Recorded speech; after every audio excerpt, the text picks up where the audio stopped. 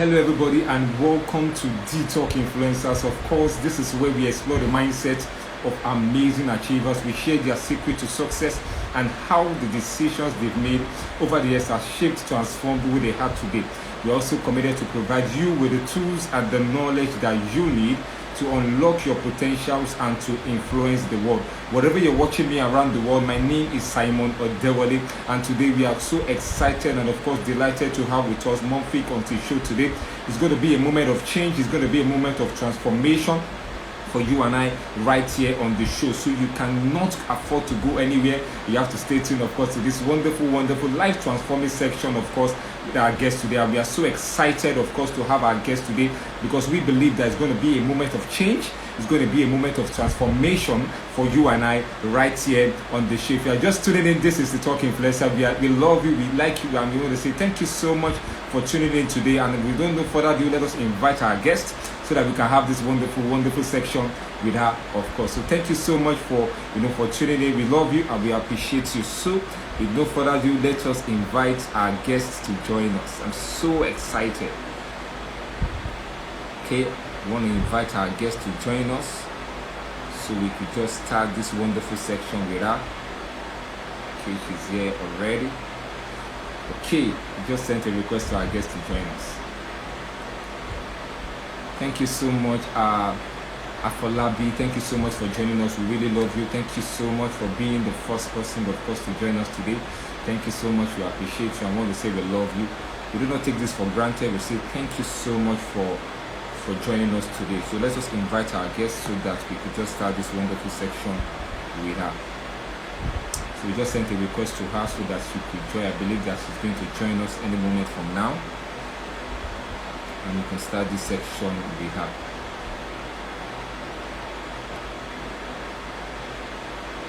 We're just sending a request to her.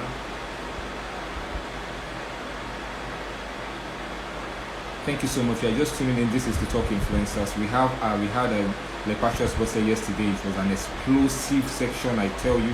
If you miss that section, please you can go to our IGTV at Talk Influencers so you can get the full section that we had with her. So our guest is here and we're excited to have her now on the show. So we're sending her a request to accept so that we could just start. So she's here. Alright, let's send her a request to join us. Awesome. Hello. Hello, how are you? Can you hear me very clearly?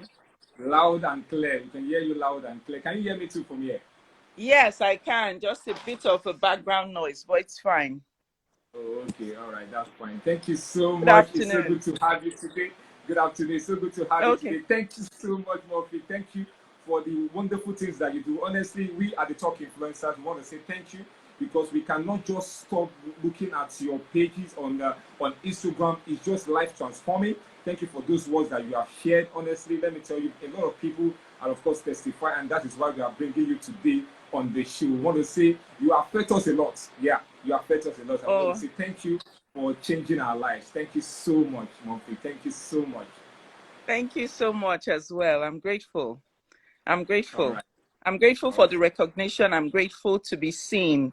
You know, when you are doing something, you don't know the impact of what you are doing. You just do it for the goal. The end goal is to just help people to feel better. For me, I'm online because I realize that challenges in life make people to give up.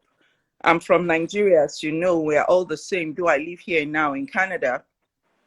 And I know the challenge of the reason I left Nigeria was to fulfill, I was able, a lot of people are not able to afford the opportunity to come and live abroad to resolve some problems we have in Nigeria. Like for me, it was education, to give my children a better education, and insecurity problem. I lived in Port Harcourt, so that was even more important than the education for me because insecurity is a big issue in Nigeria. And we know we have economic turmoil, hardships, poverty, and so much more. So life is filled with all these challenges, but I realized that also each of us has potential.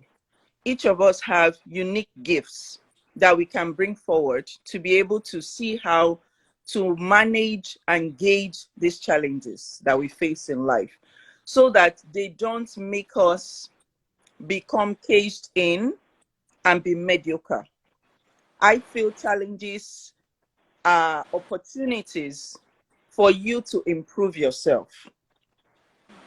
I feel that life is a school, but our conventional school, we used to go to school to learn how to read and write, or let me say higher school like university. I have children in university here, so let me use that as an example. You start the school, they give you a course outline, or as they say in Nigeria, syllabus, and we start.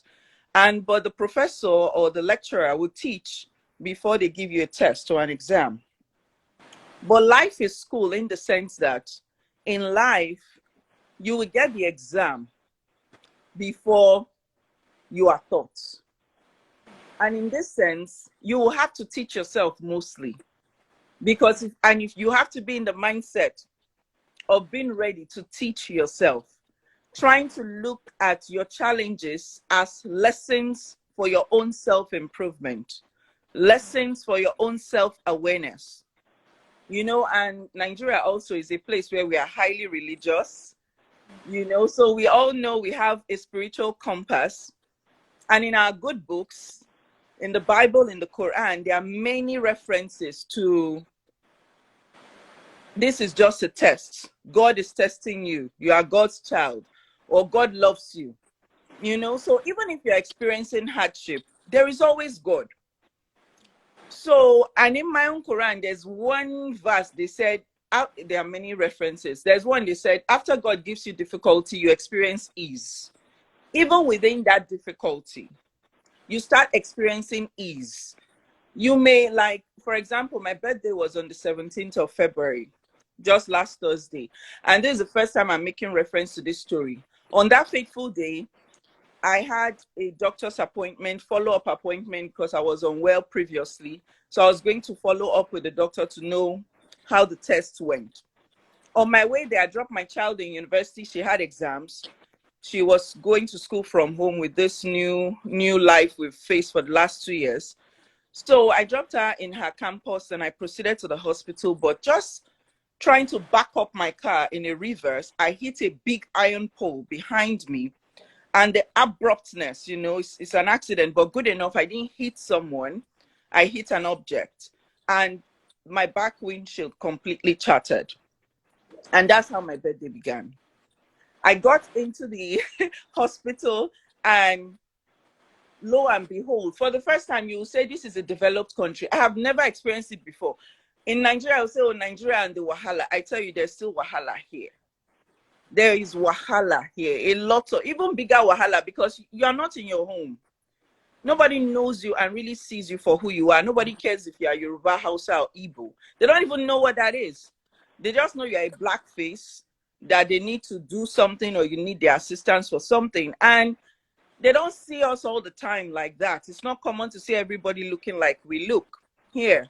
So that on its own comes with its own unique prejudice and bias. And you realize that you have to speak louder. You have to try to be seen more because you are a minority. Whether you like it or not, you're in another man's land. So I'd never seen that kind of experience before in a hospital, that I waited for almost 5 hours before the doctor called me. I don't think it happens even in Nigeria. That day was really tough, just this last Thursday. But do you know what I did? I went to hospital. My appointment was for 10:25. I got there 10:19. I wasn't seen till 1:05 in the afternoon. I was hungry. I hadn't eaten. I was tired, and my car was damaged. You know, even driving back, it was tough. But what I did, after I picked my daughter, she had waited for me, finished her exams, was just in the library studying, waiting, you know. So as we were heading home, I said, let me just park the car here. Take me a picture. And I just did one kind of weird smile, jumped up in the air, and with the shattered car in the background. And you see, so that is me. That is my everyday. So I'm online trying to, like, I feel it's not like you should hide your sadness, or you should shield your pain or anything, but you should know that you are stronger than your pain. You are stronger than your challenges, and you should try to live with that, or lead with that mindset. If you feel that way, gradually is what you focus on that grows. If you focus on problem, it's only problem you will see. But if you focus on other things, like even the air you breathe, there's no money in your bank account, but you are not sick. That's a gift. That is a gift right there. Today is another opportunity to do something better with that gift you have, that you are breathing. It's a great gift. You know, so for me, I turn my pain into power, and I teach women and men how to do the same.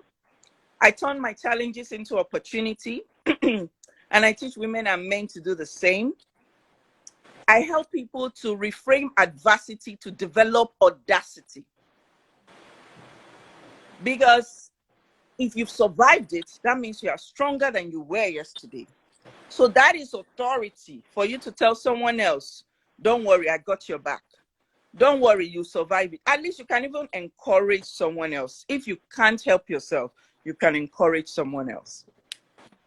Thank you so much. Thank you so much. It's so good to have you. So people, we have our MOUNFIQ today, a leadership and mindset research coach. There's so much to learn from her today. And I tell you, you are not going to remain the same again. So I would like to ask you this, and going up for you, what is the number one decision that you had to make early in life that has made and transformed who you are today? There are many, but the most significant one is making the decision to stop listening to the negative voice in my head that told me I wasn't good enough. You know, when I grew up, I grew up in a polygamous home in Nigeria. I'm the firstborn of my mom, and my mom went through a lot of hardship in her own life. Then she had valvular heart disease. When my mother was giving birth to me at 17, that's when it was diagnosed that she has valvular heart disease. So she couldn't give birth to me naturally. She gave birth to me naturally, but the effort of having to push your baby out, I have 4 children, I know it's not easy. You know, having to push your baby out, you know, then in Unilag, where I was, the hospital where I was born in Lagos, you know, they had to, then we had good doctors in Nigeria. I'm talking 1977, because I'm proudly 45 now. So they tried to, you know, kind of help her to get me out without having a cesarean. Right, because I understand by how she explained the story for me, I was always already halfway out, and it was tough, you know. So that's when it was diagnosed. But me as a person, I grew up with this mindset that I wasn't good enough. I felt I was too tall. I felt I was too skinny. I felt I was ugly. I was teased at school. I was bullied, you know. So it was really tough for me emotionally, especially as a teenager. I was not confident at all. I was riddled with self-doubt, you know. But watching my mother, somebody that was diagnosed with valvular heart disease, eventually had several strokes in her life, lived with that condition for 37 years on earth, and she died when she was 37 in 1996. Now, the question you asked me, what's the most important decision, is watching my mother fight despite all the odds and all the challenges and all the pain, being in the bedridden, can't move, can't talk, can't speak, can't clean herself. And I did that with her for almost 2 months while she was in hospital. Thought she would make it, and she didn't make it. But when she passed away, I grieved in my own way, but I celebrated her life. Because at every point I was looking at, see this very weak woman, see what she has accomplished. She raised 4 of us. I have 2 brothers and a sister, 2 boys, 2 girls. I also have 2 boys and 2 girls, you know, and I'm the first. And these my siblings are looking up to me. Our mother is gone. And I was a teenager. So that day I made a decision. MOUNFIQ, you are enough. You are enough. Stop thinking you are not enough. Look at this woman, despite all the disadvantages life has thrown at her. Even while in hospital, she was the inspiration of the ward where she was in almost 2 months. When she died, the nurses were weeping. Doctors were weeping. Like, she will be the first to ask them, how is your family? Even when her mouth was crooked, one part of her mouth, her tongue was twisted. That's how her voice was. She would use that voice to ask you, how is your family? Now, nobody ever did that. No patient does that. You know, so I said, and when she died, she was a teacher. So I love to teach because of her. Though that wasn't my discipline in Nigeria. I was a banker for 13 years. Then started doing business in this coaching that I'm doing and training and all of those things, creating online courses. So that's the one decision that I've ever made that completely transformed my life. Just believing that I'm enough. And I realized that the lie I've been telling myself all these years was what made me think I wasn't enough. You know, because the longest conversation you can have, anybody, the longest conversation you can ever have is with yourself. That's the longest. You are with yourself 24/7. You have your husband, you have your children. You talk to them at a certain time, they go and sleep. You are with yourself. You've not fallen asleep yet. You are dreaming, you are sleeping, you are with yourself. You wake up first thing in the morning, you are with yourself. Before you brush your teeth, you know, you can hug your spouse on the bed or say hello, but you are alone with yourself. You're in the toilet, you are with yourself. What are the kind of words you are telling yourself? Because if you tell yourself those words of, I'm not enough, I'm not enough, I'm not good enough, this person is better than me. Look at that fine person on Instagram. Look at that one talking. When can I ever talk like that? Look at that one has money. Look at that one's house. Look at the cars in the compound. Look at the school the children are going. If those are the words you are telling yourself that you can never get to that point, you will start believing it.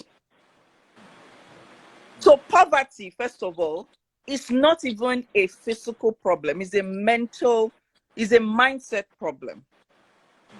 Poverty is a sickness on its own, not because you don't have money, but because you think you can never have money. So the most important decision I ever made for myself is to believe that I'm enough. And I think that's where my growth actually started. My confidence started building. And gradually I was able to morph into whatever it is I'm doing today. And I'm constantly learning. So I keep trying to evolve. Yeah. Thank you so much, for explaining that. That is quite impactful. Okay, so please can you share with us 3 life principles that you personally live by? 3 life principles you live by that has helped you thus far. I mentioned one just now. One, I'm always learning. It's very simple. I'm always learning. And I feel that if you are always learning, you're always teachable. So you now have a mindset of, you have a growth mindset, which I teach people to do. My brand, MRA, represents mindset, resilience, and action. You know, so the second principle is a borrowed principle I learned from one of my mentors, Jim Quick. And it says, knowledge is not power. Knowledge is potential power. Knowledge is not power. Knowledge is potential power. So what that means is if you don't put what you learned into practice in your own life so that you can be better, it's a useless knowledge. I know those days in Nigeria, before I can be hired for a job, a coaching job or a training job, we have to have this, you have to have this whole portfolio of so many, because for big corporates like big banks and things like that in their head office, you have all of this whole portfolio of experiences and certifications piled up. There are a lot of people that are academically intelligent, but they are emotionally intelligent. They are not emotionally intelligent. They are only academically or intellectually intelligent. But what really makes you survive in life is your emotional intelligence. It's not your intelligence alone. So that's the second principle for me. So the third principle is putting God first in everything that you do. Maybe that should be the first principle. So it's not like in an order of preference, because I really did not know these questions prior, to prepare them in order of preference. But putting God first really works. And I would align that with having values that's of who you are, so that you do not start comparing yourself to other people. Because anybody that is listening, you should know that there are about 8 billion people on earth right now. And these 8 billion people on earth, not one of them, if your name is whatever your name is, or let me use myself as an example, there's no one person amongst the 8 billion people on earth that is exactly like MOUNFIQ Abu. There is none. The same for each of you. God is so great that way. Like he created us distinct and unique, with innate abilities, innate strengths, innate, as our faces are different, that's how the different traits that God has given us to mold our character and our behavior and our potential and the kind of talent and the things we easily are able to do. That's how unique it is. You know, so each of us need to own that and not be trying to say, oh, what that other person is doing. You can do it, but not because you want to be like that person. Just be yourself. And as long as you are consistently learning, you continuously become an improved version of who you are or who you should be.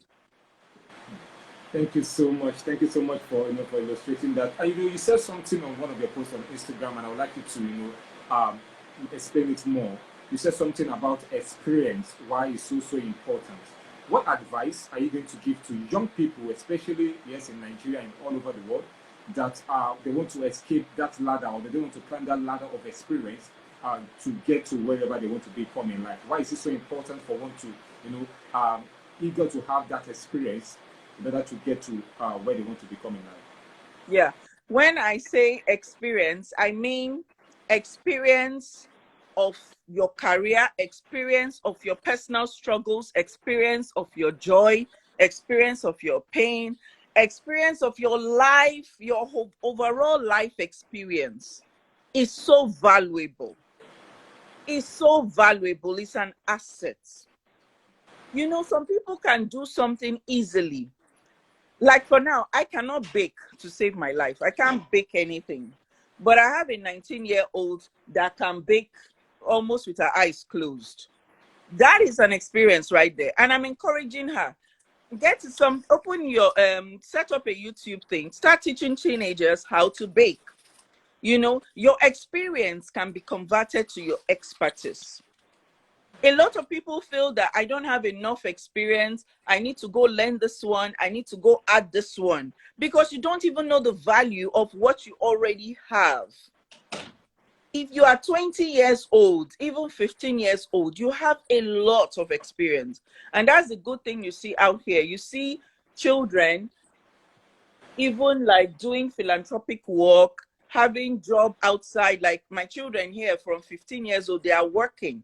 They are already gathering experience. Now they are using their experience as students and using it in the workplace. So tomorrow now, by the time they finish university, which they are also doing, by the time they finish, they now have experience of, you finish university, 4th year, you graduated, though most of them are doing longer courses. My daughter is a pre-med student. My son is engineering, so that one is 5 years. Then the other one is computer science. But whenever they finish with the work they are doing too during the holidays, they will now have experience worth more than just a fresh graduate. That is something. So when you're writing it in your CV, I shouldn't write it like, I just finished school, I'm a fresh graduate, like they say in Nigeria, fresh graduate. You are already experienced. You could be 21, but you're already experienced. Now, let's even leave the academics. Let's even look at me and most women that might be listening. After a while, you work, you say, my children are too small, let me stay home and be a housewife. When I did that, when I became a housewife, I stopped my banking. I was a housewife for a considerable amount of time. I tell you, there was nothing that I found more difficult than just being at home every day. It was more challenging for my intellect, for my patience, for my emotions, for every aspect, because You are managing different people. You are making sure the house is clean. You are making sure visitors are entertained. You are making sure everybody gets food. You are cooking. You are cleaning. You are doing so many things. That is experience right there. If you now get back into the workplace, you will know how to manage people. You will know how to make sure situations are okay. You understand?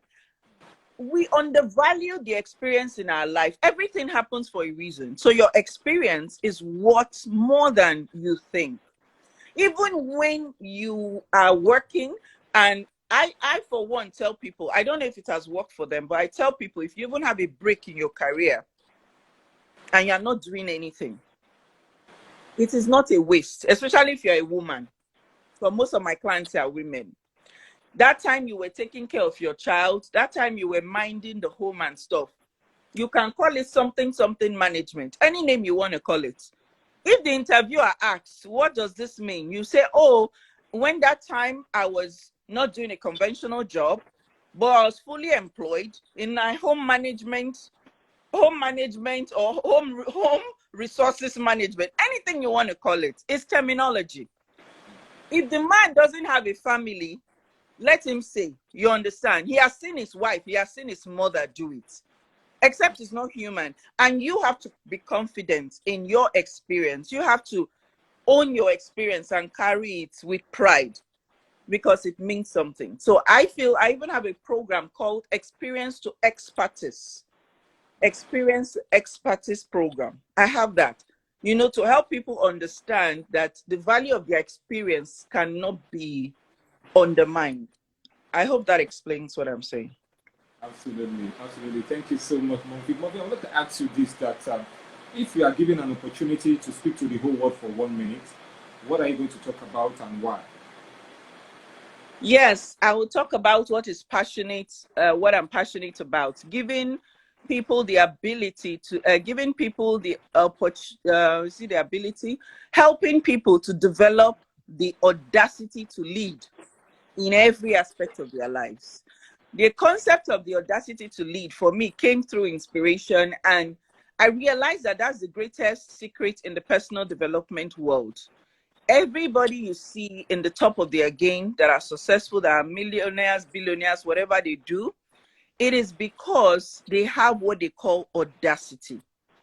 They have courage, they have grit, they have drive, they have ambition, they have determination, they have confidence. They are able to step up, they are able to leave their comfort zone, they are able to be disciplined, they are able to do certain things when it's time to do it without being afraid. You know, for me, I have audacity. I can walk into any office now and talk about my business. I don't know if you will take it or not, but I don't let that thought of whether you take it be the first thing that comes into my head. The first thing that comes into my head is the value of what I have to provide, the value proposition I have for you is more important than any doubt that is creeping up in my head. So that is audacity. So if I have one thing I want to share with the world, I could talk to, like, say, the president of the United States calls me to do something, or Oprah, that's my dream interview, calls me to get it. That is what I would tell Oprah. Audacity to lead, how to develop the audacity to lead is my mission, to teach at least 1 million people in this world before I die the value of developing the audacity to lead, because that way you bring up your potential, you bring up your capacity, your ability as a person, you value your experience, you have self-confidence, you have a growth mindset, you lead yourself. You lead yourself, you get out of your comfort zone, because the most problem people have is self-sabotage. They know what to do. That's why I say knowledge is not power, knowledge is potential power. People that are listening have heard some of these philosophies before, but the difference is they are not actually implementing it in their own lives. Yeah. Thank you so much. Thank you so much for saying that. So I would like to ask you this, being a mindset research coach, and I want to ask you this concerning mindset. What advice or what are you going to recommend for one to be able to live, to have or build a mindset that is above your challenges, your trials, your tribulations? How can I build that kind of mindset to be able to live above my situations around the situations around me? Yes. Oh, there's not one thing you can do. There's no quick fix. I won't lie. But the first step is you have to have what they call a growth mindset. Now, what is even mindset? Mindset is just the way you see the world, your own understanding, your own unique insight into how the world works. That's your mindset. And everybody has different things, different mindsets. And there are different mindsets depending on the industry. You have your money mindset. Some people have a mindset towards money. Let's just have it and spend it. That's a mindset. Another person will say, when I have it, I will invest it so it can multiply, I can have more. Another person will say, I won't invest all of it. I will save some of it for a rainy day. These are different mindsets that have to do with money. So in every situation, there is a mindset. That's why I say there's no quick fix to say that. But the general mindset that I promote, that I encourage, is what they call a growth mindset. Because when you have a growth mindset, as the word implies, growth. What is growth? You want to sprout, you want to grow, you want to pick yourself up. You don't want to be here all the time. You are here. Anytime somebody see you, this is where you have been. 5 years ago, this is where you have been. Let me make an example, and I don't mean to ridicule anybody, but this is a true example. I started my banking career in Nigeria, in Port Harcourt, in 2001, when my first child was only 2 weeks old. He's almost 21 now. He was only 2 weeks old and fresh from university, fresh from NYSC. So nothing like maternity leave. I got the job, I had to start. You understand? So there's so many impossibilities. I didn't have a house help. My mother has already died years before. I didn't have any younger one to say, I want to come and sit with you. They were all doing their own lives in school and all that, you know. So that fateful morning, it was just like, it was either I quit the job before I start, or I do the job and just keep on any challenge that come along. I take it one at a time. That's a growth mindset example. I tell you, I didn't have a nanny. I didn't have a maid, house boy, house girl, anything you call it. You know, in Nigeria, you cannot survive as a woman in career without a nanny. You cannot. Likewise here, you cannot survive without childcare, and it's bloody expensive. You understand? So, but if you have a growth mindset, you don't see all the impediments. You don't see all the problems. You try to see them as stepping stones to opportunity. When somebody closes a door, you think of, where is the other door? Or where is the window? Or let me go down the hall. Maybe there will be more doors, you know? I heard Steve Harvey say that. I love listening to Steve Harvey. Say, if somebody closes a door, go down the hall. There will be more doors, you know? So growth mindset, that's what it is. What I notice more people have is a fixed mindset. Now, the example I wanted to give is, those days in the bank in Nigeria, they will give you targets. I'm sure they still do. There's that thing they call targets. Oh, God.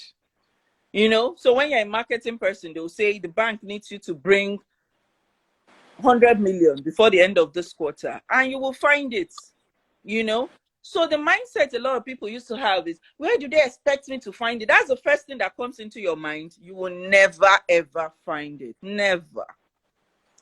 So what I used to do, I know I had a discussion with my husband. I was like, what is the bank even selling?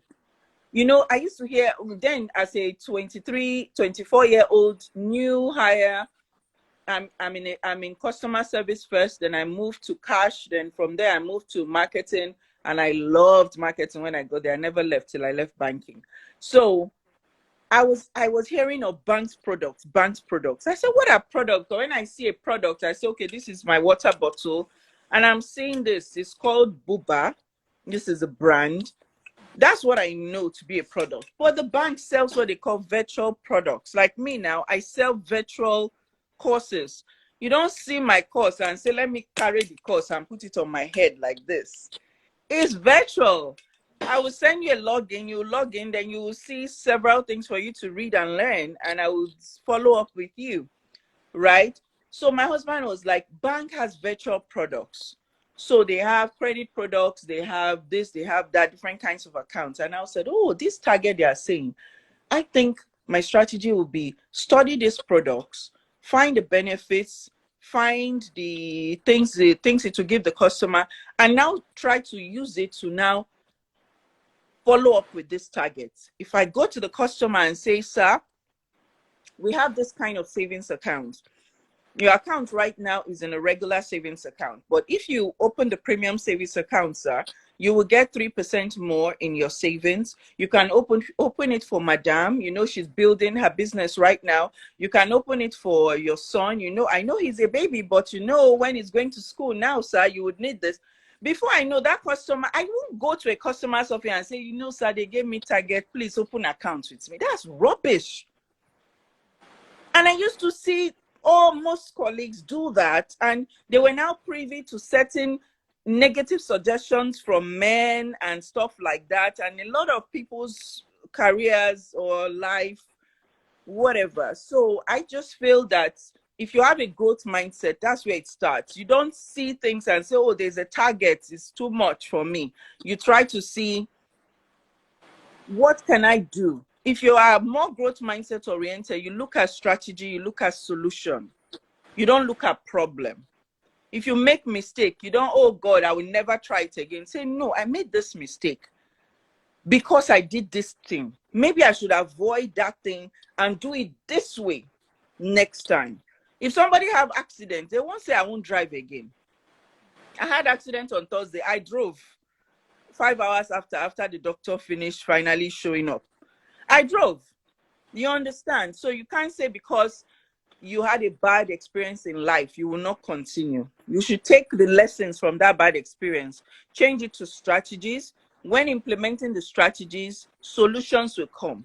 As you are making that process, your mindset is changing. When your mindset changes, your behavior changes. When your behavior changes, your character changes. And when your character changes, your results improve. That's the science. This is science. I'm saying this is facts. This is what happens. But it's the consistency of whoever is ready to do it. If you're ready to take that action, you will see the results with consistency. Thank you so much, MOUNFIQ. MOUNFIQ, can you share with us things that you do daily, weekly, or monthly for personal and self-development that has helped you thus far? I really like your questions, Oga. Your questions are so, like, I love your questions. I love your questions. The magic word for that one, that answer, is a short answer: routines. People don't have routines. That is one thing that makes your results that's why you don't succeed in certain things. If you see the most successful people, Warren Buffett, Mark Zuckerberg, Bill Gates, whatever they call themselves, Oprah Winfrey, whom I admire so much, Michelle Obama. Oh God, in my mind, I'm Michelle Obama. In my head, you know. So all these people, they have routines. You know, if I could stand up now, I will show you on in my wardrobe. My routine is looking at me in the face every day. When I wake up in the morning, what am I supposed to do first? The first thing I do is I put my feet on the ground and I make an intention.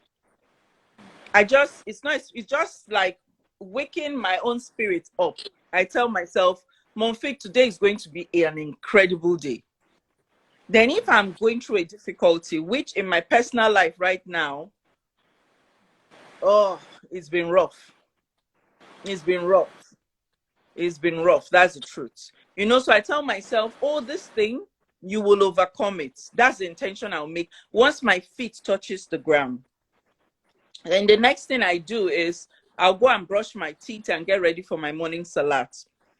So in my morning prayers, I will make sure that that intention will now metamorphose into a prayer and a communication to my creator to say, please, these things, God, take hold of it.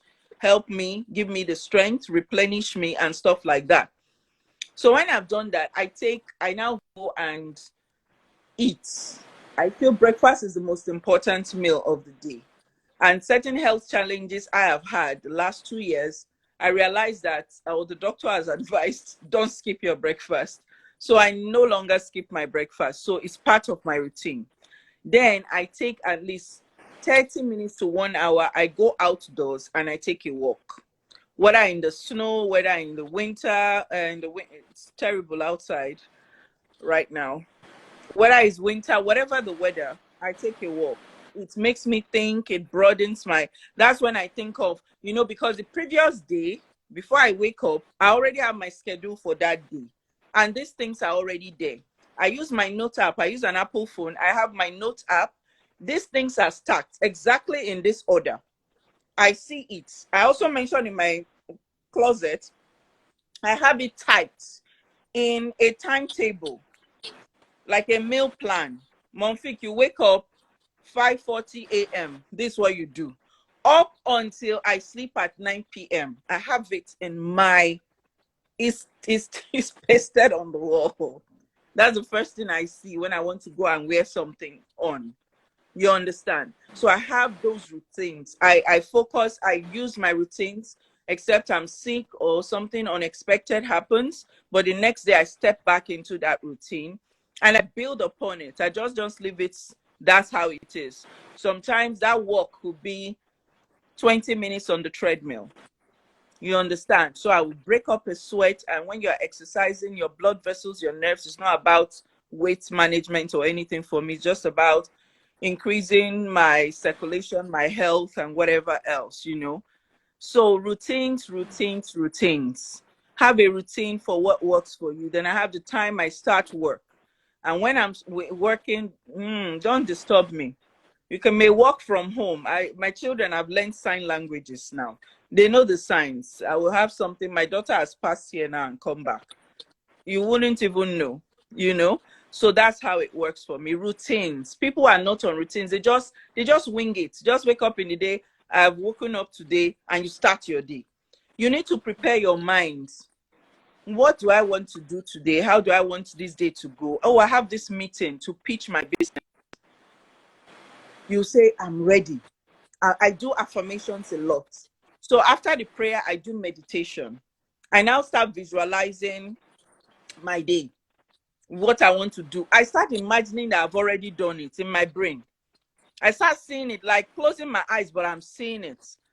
Then breath work is very good too. You breathe in through your nose, you breathe out. It really calms you. If you are nervous, you just pause, do breath work. When that thing happened to me, I didn't just jump out of the car because all the glass it almost hit me where I was sitting. So that startled, then my heart was palpitating, everything. I just sat with it. It really calmed me before I even opened the door, before I did the next thing, So I work with routines always. My routine is my lifeline, and it really helps me, and I keep building up upon it. Yeah. Thank you so much, MOUNFIQ, for saying that. I really love that too. So I would like to ask you this: what is the number one advice that you have received from anyone that has made a profound effect to who you are today? One advice, if there are two, is fine. That you have received from someone that has made a profound effect to who you are today. Wow. I have an uncle. He passed away. May so rest in peace. In November of 2019. I can't forget him. He gave me one valuable advice. The one time I went to him, just that one time, I had some issues with my life. I was worried about so many things. I just came and I downloaded all the things because he's old, he's a sage. And I was just like, because I don't have a father. My dad died 10 years after my mom when I was in my mid-20s. So it was always a situation where I have to just work on my mindset to do anything. I didn't really have that one-on-one guidance that a lot of people just take for granted that they have. When you have your parents, you are a mature adult, you still have your parents, you don't know what God has done for you. So for me, it was always harder. So I just kept looking for wiser people to guide me that I could trust. So I went to him at some point and I was complaining about so many people and what they did to me and why the situation is so bad. Then he listened. Then when I finished, he said, MOUNFIQ, it's a very simple advice. It may not work for anybody because you have to really be discerning to get the message he was trying to communicate. He said, MOUNFIQ, is because you allowed it to happen. You allowed it. That's all he said. If you don't allow something to happen to you, what he was saying in essence is, if you don't allow something to happen to you, it will not happen to you.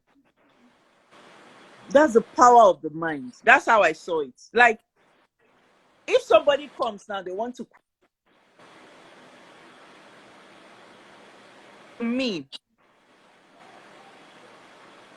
Can you still hear me? Yes, I can hear you. Yeah. If somebody comes to me now, they bring fights into my house. You know, some people that they crazy. So say, today we will die here. For example, I'm a Binigan from Edo State, so I speak Pidgin and all of that. So we will die here today. It's me and you today. And now is a fight now. If one person is fighting, the other person is calm. Will there be a fight? Will there be a fight? They say sometimes silence is the best answer for a fool. So in life, is what you allow to happen to you that will happen to you.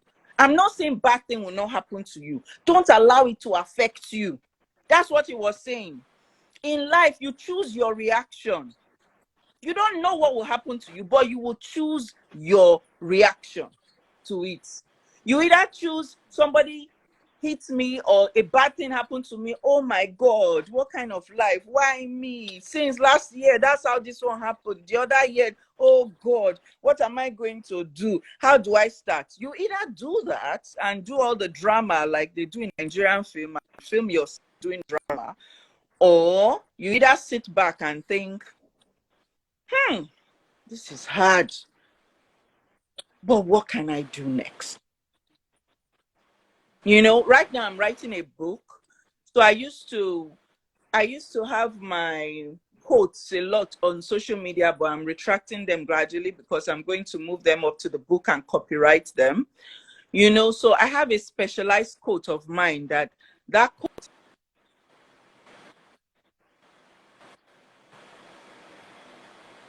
your audience can take. He said, I say this to my clients a lot.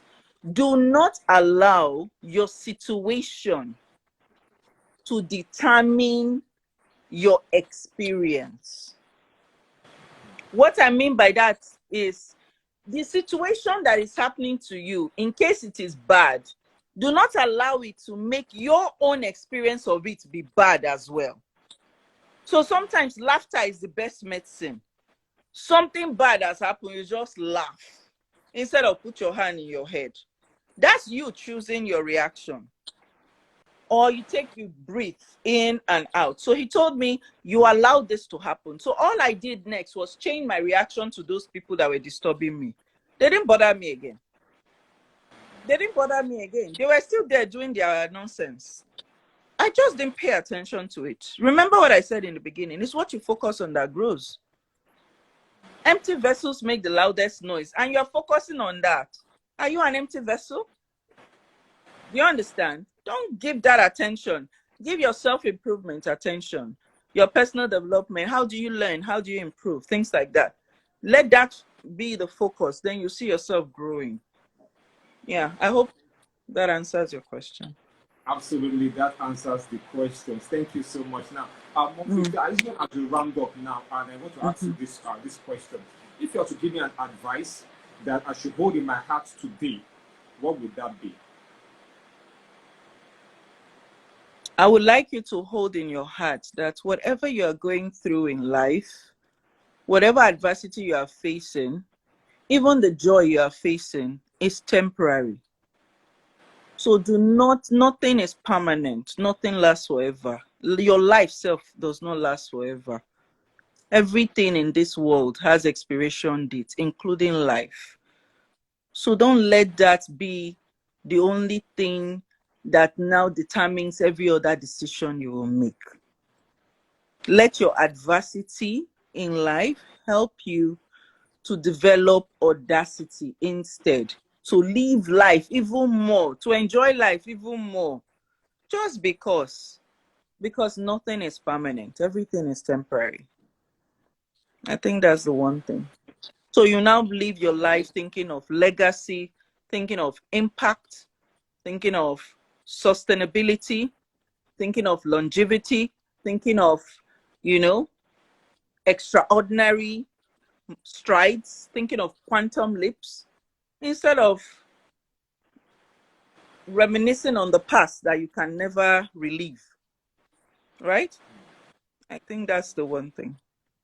Thank you so much, Murphy, for this wonderful experience with you. Thank you for everyone they have shared today. For me, it has been life changing, and I believe that everyone is going to be watching us, even at the IGTV, because this will also be shared at the IGTV and, of course, shared with you as well. So, we want to say thank you so much for making a great impact in our life. Those words they have said today, we can never forget it easily. I want to say thank you. We love you. We appreciate you.